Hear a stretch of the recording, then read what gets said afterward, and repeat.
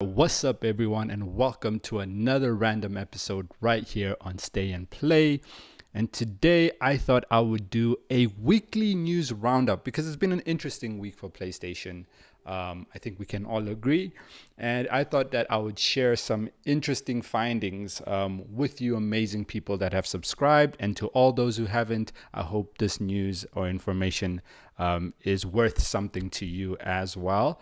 But before I continue, ladies and gentlemen, if you like what I'm cooking, Yeah, boy. and you want more, please hit that like, that subscribe, and ring the notification bell for all my latest videos. Every subscriber, every like, every comment, if you have any comments, please share them. It always helps and helps to get this video and this channel out there for everyone to enjoy. All right, so the first thing, as you can already see with my screen I'm sharing, is that the official specifications have been released for the PS5 Pro, and a couple of things that the leakers got right and other things that they didn't, but it's very interesting to see regardless. So let's go through it together. So over here was like a inbox documentation. I think this is in Portuguese. Yeah, so this was an inbox, one of those user manual guides that you find with every product you purchase. And these were the specifications within the product pamphlet or user manual guide thingamajig, right? So many words you can call it. All right, so the first thing that we'll highlight here is that it says it has an x86-64 AMD Ryzen Zen 2 8-core 16-thread CPU, and it has a GPU that's running at 16.7 teraflops using the RDNA AMD Radeon technology. So here we don't know which RDNA it's stating. As far as we know is that, correct me if I'm wrong, it was so long ago, but I think that the current generation of the PS5 has RDNA 2. But as Mark Cerny has mentioned in previous articles and whatnot, is that it does also house RDNA 4 features. So I guess this is why they didn't mention it, right? Because it's a mix of different technologies from the different RDNA architectures. And specifically when it comes to the ray tracing architecture and so on, Mark Cerny did mention that they pulled stuff from the RDNA 4 architecture. So my guess is that that's why they just say RDNA. But what is interesting to see is that it's only 16.7 teraflops, right? All the rumors and leaks, even in previous videos that I've mentioned, they highlighted that it was about 33.3 teraflops or something like that. But we can see here it's actually half of that. And I know some people are like, yeah, but if you do FP32 or FP16, whatever, that will jump to 32 or 33.4 teraflops, however many teraflops.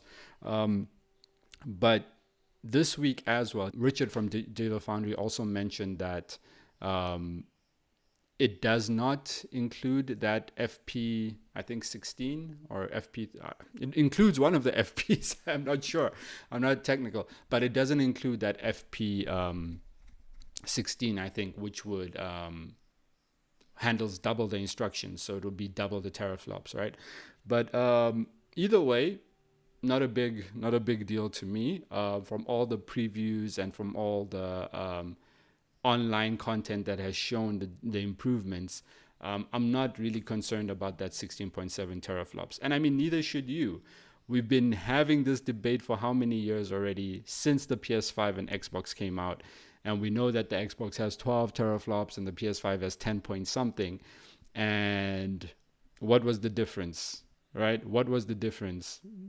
For the first 2 years, 3 years, like PS5 was leading in terms of performance, and now it's like equal in certain games or slightly better here on one console, slightly better there on one console. So teraflops is not a good measure of performance, as Mark Cerny has also mentioned before. So hey, 16.7 teraflops, definitely more than 10 teraflops. That's a win for me. Let's move on. All right, the next thing we want to highlight is the memory.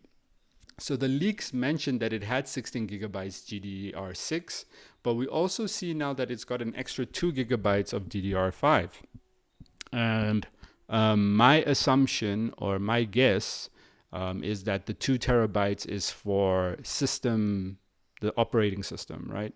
So you got 2 gigabytes for the operating system, and then 16 gigabytes for the developers to use on their game, which is more memory for developers, because if I remember correctly, the PS5 does not have this extra 2 gigs. It's all 116 gig that the operating system pulls from, the developers pull from, and so on. So it's very interesting, and actually I think even better to give the developers more access to the 16 gigs of data of memory. Next, we have the 2 terabyte SSD, onboard SSD, which is heaven sent, very praiseworthy here. We know that the PS5 original came with like 825 gigs, and then that 825 would have been split up by system requirements. So you'd end up with something like 600 and something, or I can't remember, 700 and something gigabytes rather than the full 825. Then the slim model came out, and that had the 1 terabyte. And then now we have 2 terabytes, which obviously won't be a complete 2 terabytes. So I'm expecting more like 1.8 or 1.7 gigs, which is a lot more, which is double, and much appreciated. As a person who's had a PS5 since launch, I've never bought an internal SSD. M2 that whole thing to install. So I'm very happy to see that the Pro comes with an extra terabyte of space, and that will be super helpful because I only keep like 3 games on my system at a time, because these games these days occupy too much space. But that's just me, right? How about you? If you do the same, please leave a comment down in the comment section below. All right, moving on, we have our ports. So we can see we got 2 times USB Type A super speed, 10 gigabits per second. We also have a USB Type C in front. I think we got 2 of them if I remember correctly. And then it also mentions the SSD M.2 slot on on the inside of the machine, right? So you can install your own SSD drive there. And then we got the internet connection, the output, the power consumption, and so on, and the mass. Not too concerned about that. But again, like I said, some things that the leakers got right, some things that they didn't, right? So definitely 16 gigabytes, but they didn't mention the extra 2 gigabytes for system, for the operating system, and the 33 teraflops all the way down to 16.7 teraflops. Once again, teraflops is not a measure of system performance, and by now you guys should have seen with all the videos from Digital Foundry to all the other developers that the performance is much better. So that's all I gotta say on that. And let's move on to the next topic. So the next topic I wanted to mention was Death Stranding coming to Xbox. So fantastic news for all Xbox players that they'll get to experience this game from Kojima Productions. And some of you might be wondering, like, wow, like 4 years later? Actually even more than 4 years, because this game came out on PS4, right? So plus 5-6 years later, the game is finally on Xbox. And why is that the case, right? Because we know that it was a PlayStation exclusive. PlayStation owned the IP, and the sequel is also coming out on PlayStation. So the reason that is because PlayStation sold the IP to Kojima, right? Yeah, it was reported, I'm reading off of WCCF Tech, that to celebrate this launch, which was made possible by Kojima Productions, reportedly now owning the IP, the new version of the game will be available for 50% off the full price for the next 2 weeks. So you can see Kojima Productions dropped a message on X sharing this information that it will be coming out to Xbox Series X and S, which is going to be interesting to see. I'm sure the S will be able to handle it just fine, and the X, but it'll be cool to see the comparisons. I'm sure Digital Foundry will jump onto that. So what do I have to say about this? As I said in the beginning, congratulations. Very happy for all the Xbox players that they get to experience one of Kojima's incredible games. Yes, it took long, but it's finally there. And even that, on top of that, shout out to Sony and PlayStation for selling the IP like to Kojima. As far as we know, Sony likes to keep their IP, but I think their relationship with Kojima and the way they work together just highlighted that it's a good idea to sell it to Kojima.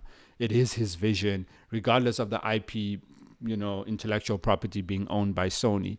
It is Kojima's vision. It is his baby, right? It is his work. So why not let him own the IP? Why not? I mean, it's more money for him, definitely. But I think that's just a form of respect as a creator and as a guiding light for PlayStation, because Kojima has been there for PlayStation since PS1, right?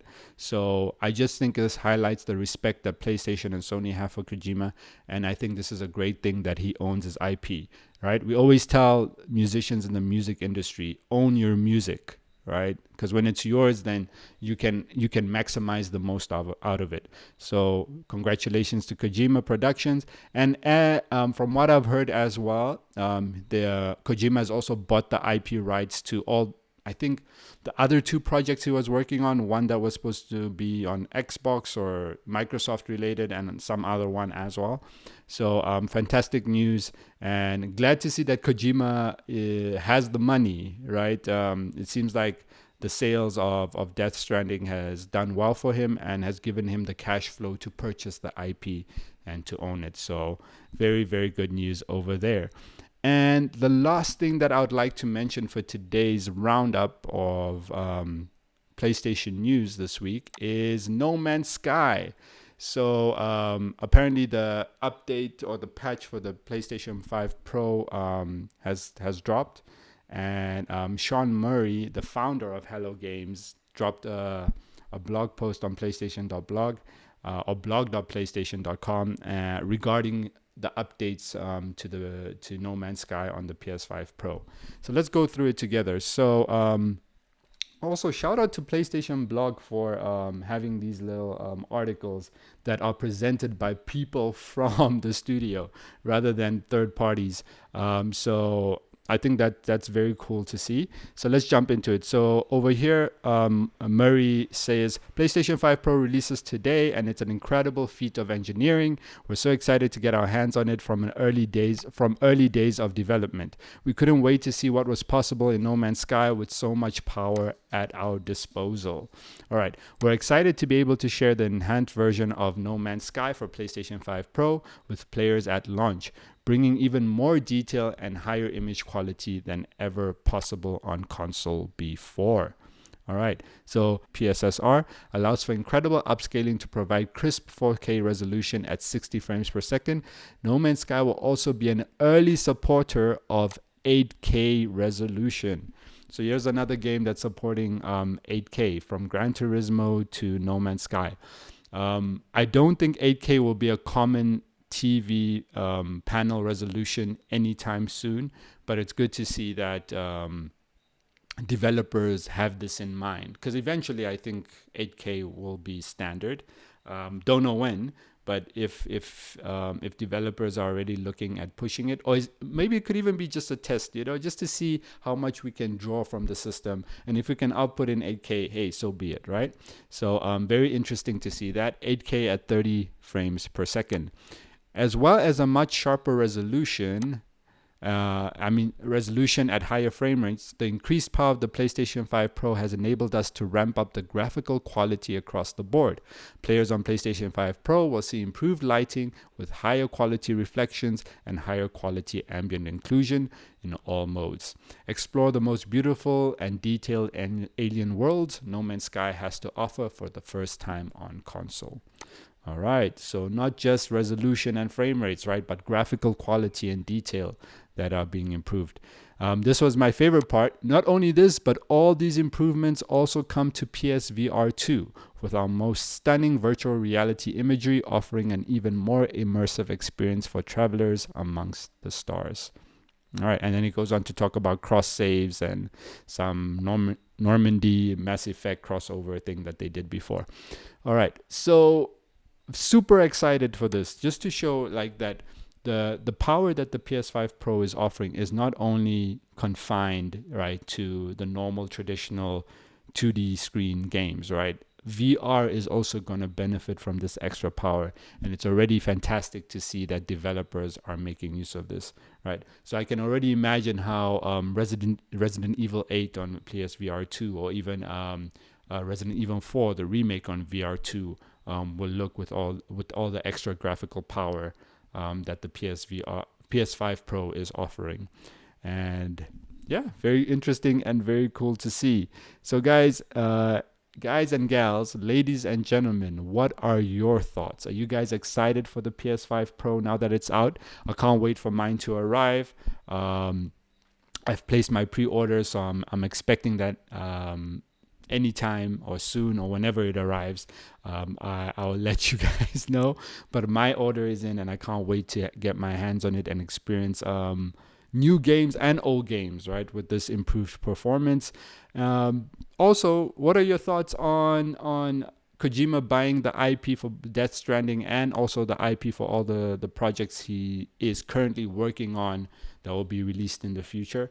I personally think it's a fantastic thing, and shout out to Sony for allowing him to buy the IP, right? So again, I think it shows massive respect and an understanding between the developer and I guess in this case the big house.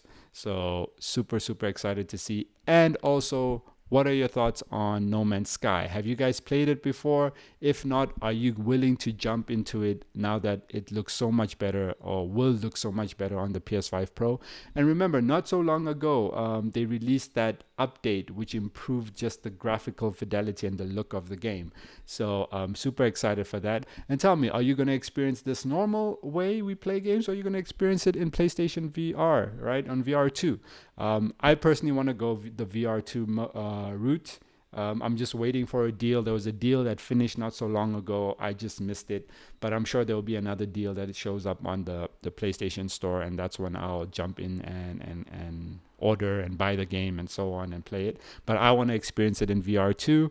So hey, that's just me. But once again, ladies and gentlemen, leave your comments in the comment section below. Thank you guys so much for watching. It means a lot to me that you stay and you take in all this information that I'm sharing.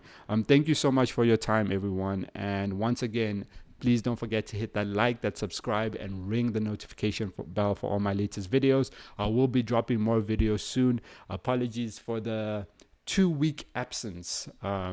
Again, I'm not a full-time YouTuber. I do have other things to keep that I have to do to keep the lights running. But it is a pleasure, and it is an honor to be able to make these videos, and a privilege to be able to make these videos and share it with you guys out there. So thank you so much for the support, and you'll be hearing from me soon. I'm out. You pick up your palette knife and then work that into your meat. Give your meat a good old rub. That's it. Nice and hot. Hot and spicy meat. Yeah, boy.